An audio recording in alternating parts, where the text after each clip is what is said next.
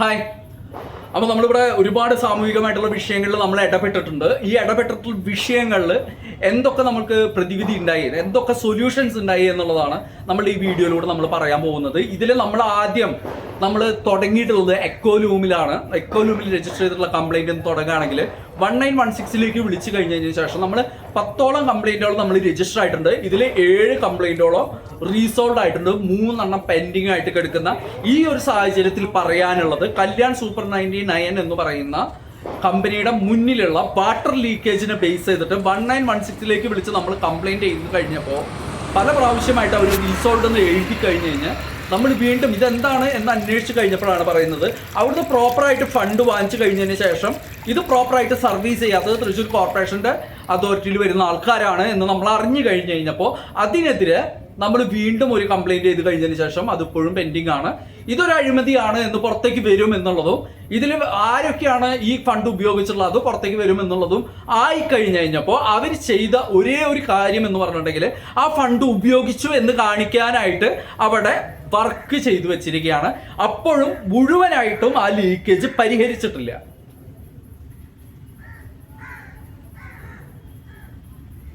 ഇവിടെ ആരെയാണ് ജനങ്ങളെയാണ് വിഡ്ഢികളാക്കുന്നത്.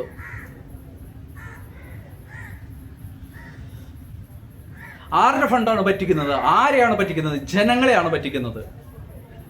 തൃശ്ശൂർ കോർപ്പറേഷൻ 1916 വിളിച്ചിട്ട് ഇങ്ങനെയുള്ള ഒരു കാര്യം പറഞ്ഞിട്ട് അക്കോലൂമിൽ അങ്ങനെ രജിസ്റ്റർ ചെയ്യുമ്പോൾ പ്രോപ്പറായിട്ടുള്ള ഓഡിറ്റിങ്ങിലൂടെയല്ല അങ്ങനെ രജിസ്റ്റർ ചെയ്യുന്നത് എന്ന് വരുമ്പോൾ ജനങ്ങളാണ് ചൂഷണത്തിന് വിധേയമാവുന്നത്. വാട്ടർ അതോറിറ്റിയുടെ മിനിസ്റ്ററായിട്ടുള്ള റോഷി അഗസ്റ്റിന്റെ കീഴിൽ വരുന്ന ഡിപ്പാർട്ട്മെന്റുകൾ പ്രോപ്പർ ആയിട്ടുള്ള ഓഡിറ്റിങ്ങിന് വിധേയമാവാതെ തെറ്റായിട്ടുള്ള ഡീറ്റെയിൽസ് അപ്ഡേറ്റ് ചെയ്യുന്നുണ്ടെങ്കിൽ ജനങ്ങളാണ് ചൂഷണത്തിന് വിധേയമാവുന്നത്. അതേപോലെ തന്നെ നമ്മുടെ തൃശ്ശൂർ ഹൈ റോഡിൽ വാട്ടർ കണക്ഷൻ പോലും ഇല്ലാതെ വാട്ടർ ബില്ല് കൊടുത്തുകൊണ്ടിരിക്കുകയാണ് തൃശ്ശൂർ കോർപ്പറേഷൻ, പ്രോപ്പറായിട്ടുള്ള ഓഡിറ്റിംഗ് ഇല്ലാതെ. അപ്പൊ അതിനെതിരെ നമ്മളൊരു കംപ്ലൈന്റ് രജിസ്റ്റർ ചെയ്ത് കഴിഞ്ഞപ്പോൾ 2 ദിവസം കഴിഞ്ഞപ്പോഴേക്കും അത് റീസോൾവ് എന്ന് പറഞ്ഞിട്ട് എക്കോനോമിൽ രജിസ്റ്റർ ആയിട്ട് കിടക്കുകയാണ്. നമ്മൾ വീണ്ടും അത് ഓപ്പൺ ചെയ്യിച്ച് കഴിഞ്ഞതിന് ശേഷം ഇപ്പോഴും അത് പെൻഡിങ് ആയിട്ട് കിടക്കുകയാണ്. അതേപോലെ തന്നെ വടക്കേ സ്റ്റാൻഡിന്റെ നേരെ ഓപ്പോസിറ്റ് വാട്ടർ ലീക്കേജുമായിട്ട് ബന്ധപ്പെട്ടിട്ട് നമ്മൾ കംപ്ലൈന്റ് ചെയ്തിട്ട് അതിപ്പോഴും പെൻഡിങ്ങിലാണ് കിടക്കുന്നത്. പിന്നെ ഇക്കണ്ട വാര്യർ റോഡിൽ, തൃശ്ശൂർ ഇക്കണ്ട വാര്യർ റോഡിലുള്ള വാട്ടർ ലീക്കേജ് അത് നമ്മൾ കംപ്ലൈന്റ് ചെയ്ത് അതുപോലെ പ്രഷർ ചെയ്ത് കഴിഞ്ഞതിന് ശേഷം അതിപ്പോൾ പരിഹരിച്ചിട്ടുണ്ട്. റോഡിലേക്ക് ലക്ഷക്കണക്കിന് ലിറ്റർ വെള്ളമാണ് തള്ളിക്കൊണ്ടിരുന്നിരുന്നത്. കല്യാൺ സൂപ്പർ 99 മുന്നിൽ 8 വർഷമായിട്ടുള്ള ലീക്കേജ് 4 മാസത്തോളം നമ്മൾ പ്രവർത്തിച്ചിട്ട് പോലും ശ്രദ്ധ ചെലുത്തിയിട്ട് പോലും പ്രോപ്പറായിട്ട് മെയിൻറ്റെയിൻസ് ഇല്ല. 1500 കുടുംബങ്ങൾക്ക് 1 മാസം ഉപയോഗിക്കാവുന്ന വെള്ളം ഒരു ദിവസം നഷ്ടപ്പെട്ടുകൊണ്ടിരിക്കുകയാണ്. സാധാരണ ജനങ്ങൾ വെള്ളത്തിന് കറക്റ്റായിട്ട് വാടക കൊടുത്തുകൊണ്ടിരിക്കുകയാണ്. ഇവിടെ ജനങ്ങളാണ് ചൂഷണത്തിന് വിധേയമാവുന്നത്.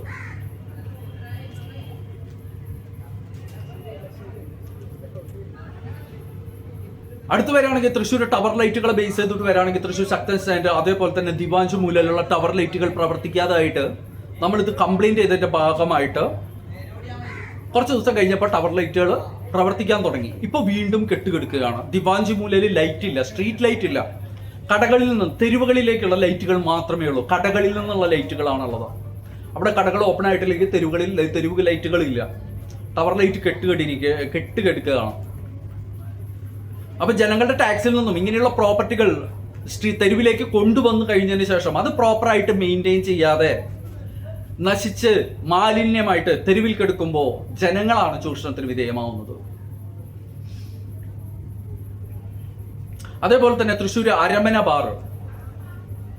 ബാറിൽ നിന്ന് പ്ലാസ്റ്റിക് കത്തിച്ചതിന്റെ വേസ്റ്റ് തെരുവിലേക്ക് തള്ളിക്കൊണ്ടിരിക്കുന്നത് നമ്മൾ കംപ്ലൈന്റ് ചെയ്ത് കഴിഞ്ഞതിന് ശേഷം കുറച്ച് നാൾ ആ പ്ലാസ്റ്റിക് കത്തിക്കുന്നത് ഇല്ലാതാവുകയും പിന്നീട് വീണ്ടും പ്ലാസ്റ്റിക് കത്തിക്കാൻ തുടങ്ങിക്കഴിഞ്ഞ് കംപ്ലൈന്റ് ചെയ്തപ്പോൾ ഇപ്പോൾ ഗവൺമെന്റ് അതോറിറ്റിയിൽ നിന്ന് ഉറപ്പ് തന്നിട്ടുണ്ട് ഇനി അവരുടെ ഭാഗത്തുനിന്ന് അങ്ങനെ ബുദ്ധിമുട്ടുണ്ടാവില്ല എന്ന്.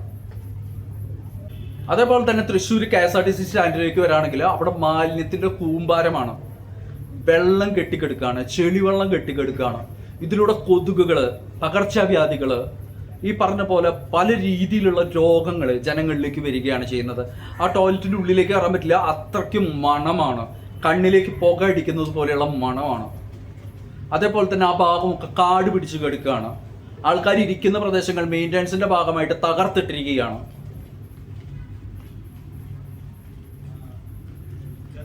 അതേപോലത്തെ വൈറ്റില ഹബിലേക്ക് വരികയാണെങ്കിലും അങ്കമാലി സ്റ്റേഷനിലേക്കൊക്കെ വരികയാണെങ്കിലും തകർന്നു കിടക്കുന്ന KSRTC, അതായത് നിരത്തുകളെല്ലാം ചെരിഞ്ഞും മറിഞ്ഞുമാണ് കിടക്കുന്നത്. വണ്ടികളുടെ ഫിറ്റ്നസ് പ്രോപ്പറായിട്ട് മെയിൻറ്റെയിൻ ചെയ്യാൻ കഴിയുന്ന ഹബ്ബുകളല്ല. വൈറ്റില ഹബ്ബാണെങ്കിലും തൃശ്ശൂർ KSRTC ആണെങ്കിലും അതേപോലെ തന്നെ എറണാകുളം സൗത്ത് KSRTC ആണെങ്കിലും ഇത് തന്നെയാണ് അവസ്ഥ. എറണാകുളം KSRTC നോക്കുകയാണെങ്കിൽ ഒരു സ്റ്റേറ്റിലേക്കുള്ള മുഴുവൻ കൊതുകിനെയും സപ്ലൈ ചെയ്യാൻ കഴിയും. തൃശ്ശൂർ KSRTCയിലേക്ക് നോക്കുകയാണെങ്കിൽ ഒരു ജില്ലാ അടിസ്ഥാനത്തിൽ കൊതുകിനെ സപ്ലൈ ചെയ്യാൻ കഴിയും. കോട്ടയം KSRTCയിലേക്ക് നോക്കുകയാണെന്നുണ്ടെങ്കിൽ അവിടുത്തെ ടോയ്ലറ്റിൽ മലമിട്ട് കഴിഞ്ഞ് വെള്ളം ഒഴിച്ച് കഴിഞ്ഞിട്ടുണ്ടെങ്കിൽ വെള്ളത്തിന്റെ കളറിലുള്ള വെള്ളവും നാറ്റം വമിക്കുന്ന വെള്ളവുമാണ് അവിടെയുള്ളത്. ഇതിനെതിരെ നമ്മൾ കോൺട്രാക്ടറായിട്ട് സംസാരിച്ചു കഴിഞ്ഞപ്പോൾ അത് ശുദ്ധജലമാണെന്നാണ് പറയുന്നത്. അയാൾ ആ ടോയ്ലറ്റിന്റെ ഉള്ളിലേക്ക് വിളിക്കുമ്പോൾ അതിന്റെ ഉള്ളിലേക്ക് വരാൻ പോലും അദ്ദേഹം തയ്യാറാവുന്നില്ല. അങ്ങനെ വരികയാണെങ്കിൽ അയാളുടെ കയ്യിൽ അത് ഇട്ടിച്ചതിന് ശേഷം നമുക്ക് നോക്കാമെന്ന് വിചാരിച്ചിട്ടാണ്. പക്ഷെ അദ്ദേഹത്തിന് അത് തയ്യാറാവില്ല. കാരണം അദ്ദേഹത്തിന് അറിയാം അത് അത്രയ്ക്കും വലിയ മാലിന്യമാണെന്നുള്ളത്. അതിനുശേഷം നമ്മൾ പോലീസിനോട് കംപ്ലൈന്റ് ചെയ്യുമ്പോൾ അതാത് അതോറിറ്റിയിലേക്ക് കംപ്ലൈന്റ് കൈമാറി ജനങ്ങൾക്ക് വിധേയമായിട്ടുള്ള രീതിയിൽ കാര്യങ്ങൾ മൂവ് ചെയ്യുക എന്നുള്ളതാണ് പോലീസിന്റെ ഉത്തരവാദിത്തം. പോലീസും അത് ചെയ്തില്ല. നമ്മൾ ലാസ്റ്റ് സ്റ്റേഷൻ മാസ്റ്ററുടെ അടുത്താണ് പരാതി കൊടുക്കുന്നത്. ഒരു റെസിപ്റ്റ് പോലും തന്നിട്ടില്ല. അവിടെ കണ്ടക്ടറിന്റെ ഭാഗത്തുനിന്ന് പോലും അസഭ്യവർഷവും അതേപോലെ തന്നെ അസഭ്യമായിട്ടുള്ള രീതിയിലുള്ള ചേഷ്ടകളും നമ്മൾ ഫേസ് ചെയ്യേണ്ടി വന്നു. പല രീതിയിലുള്ള ഇൻഫെക്ഷനും പല രീതിയിലുള്ള പകർച്ചവ്യാധികളും ഉണ്ടാവാനുള്ള സാധ്യത അങ്ങനെയുള്ള ടോയ്ലറ്റിലുള്ള വെള്ളം ഉപയോഗിക്കുമ്പോൾ 100% ഉണ്ട്. അങ്ങനെയുള്ള ഒരു സാഹചര്യത്തിൽ നിരന്തരമായി ജനങ്ങൾ അനുഭവിച്ചുകൊണ്ടിരിക്കുന്ന ഒരു കംപ്ലൈന്റ് നമ്മൾ കണ്ടു കഴിഞ്ഞ് നമ്മൾ ഇതുപോലെ പ്രവർത്തിച്ചു കഴിഞ്ഞപ്പോൾ പല ഗവൺമെന്റ് അതോറിറ്റീസിൽ നിന്നും നമുക്ക് നല്ലൊരു രീതിയിൽ സപ്പോർട്ട് കിട്ടിയിട്ടുണ്ട്. ഇവിടെ ആരാണ് വിട്ടികളാവുന്നത്?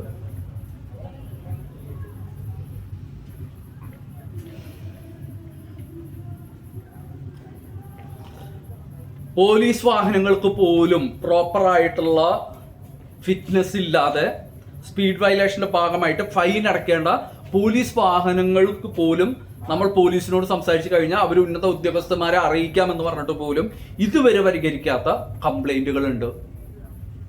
ഇപ്പോഴും ആ പോലീസ് വെഹിക്കിളിന് പ്രോപ്പർ ഫിറ്റ്നസ് ഇല്ല. തൃശ്ശൂർ കേരള സാഹിത്യ അക്കാദമിയുടെ വണ്ടിക്ക് ഇതുവരെ പൊല്യൂഷൻ ടെസ്റ്റ് തന്നെ ഒരു പ്രാവശ്യം പോലും നടത്തിയിട്ടില്ല. തൃശ്ശൂർ ഡെപ്യൂട്ടി മേയറിന്റെ വണ്ടിക്ക് സ്പീഡ് വയലേഷന്റെ ഫൈൻ വന്നിട്ട് ഇതുവരെ അടച്ചിട്ടില്ല.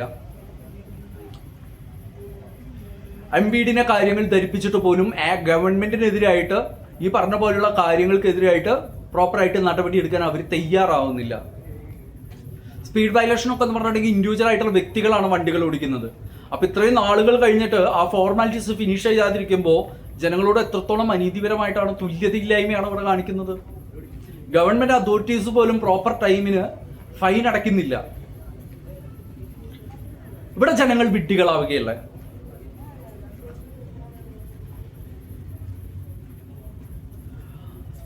നമ്മൾ പരിഹരിച്ച കംപ്ലൈന്റുകൾ വളരെ കുറവാണ്. പക്ഷെ നമ്മൾ ഗവൺമെന്റിനെ ശ്രദ്ധ ചെലുത്തിയിട്ടും അവർ ശ്രദ്ധ ചെലുത്താത്ത രീതിയിൽ പ്രവർത്തിക്കുന്നത് ജനങ്ങളുടെ അധികാരത്തിനെ കുറിച്ച് ജനങ്ങൾക്ക് ബോധമില്ലാത്തത് കൊണ്ടാണ്. ജനപ്രതിനിധികൾ അവിടെ വിചാരിക്കുന്നത് അവർ അധികാരികളാണെന്നുള്ളതാണ്. ജനാധിപത്യമാണെങ്കിൽ അവർ ജനപ്രതിനിധികൾ മാത്രമാണ്, ജനങ്ങളാണ് അധികാരികൾ. അവിടെ ജനങ്ങൾ ഒരു അധികാരം കൊടുത്തിട്ടുണ്ട്, അത് അവരുടെ ഡിപ്പാർട്ട്മെന്റിൽ മാത്രമാണ്. അവിടെ ഒരു KSRTC ജീവനക്കാരൻ അവന്റെ ശമ്പളം കിട്ടാത്തതിന്റെ ഭാഗമായിട്ട് സംസാരിക്കുമ്പോൾ അവിടെ ഗണേഷ് കുമാർ എന്ന് പറയുന്ന വ്യക്തി പറയുന്നത് സ്വാതന്ത്ര്യം തന്നുണ്ട് എന്ന് വിചാരിച്ചിട്ട് തലയിൽ കയറരുതെന്നാണ്. ആരാണ് ഇവർ നമുക്ക് സ്വാതന്ത്ര്യം തരാനായിട്ട്? നമ്മുടെ വോട്ട് വാങ്ങിച്ച് ജയിച്ച് അതിന്റെ ഭാഗമായിട്ടുള്ള എല്ലാ സൗഭാഗ്യങ്ങളും അനുഭവിക്കുന്ന ഇവർ ആരാണ് നമുക്ക് സ്വാതന്ത്ര്യം തരാനായിട്ട്? അങ്ങനെ അവരെ സമരത്തിലേക്ക് നയിച്ചത് ആരാണ്? അതേ ജനപ്രതിനിധിയാണ്. ഇവിടുത്തെ പ്രശ്നങ്ങൾ സോൾവ് ചെയ്യാൻ കഴിയുമെന്ന് ഉറപ്പ് തന്നിട്ടാണ് ജനങ്ങൾ ഇവരെ വിജയിപ്പിച്ചിട്ടുള്ളത്. ഒന്നേ പറയാനുള്ളൂ, ജനബോധം, ജനങ്ങളുടെ അധികാരബോധം ജനങ്ങൾക്കില്ലാത്തോടത്തോളം ജനപ്രതിനിധികൾ അധികാരികളായി മാറുകയും ജനങ്ങളെ ചൂഷണം ചെയ്യുകയും ചെയ്യുമെന്ന് ഓർമ്മിപ്പിച്ചുകൊണ്ട് ബൈ.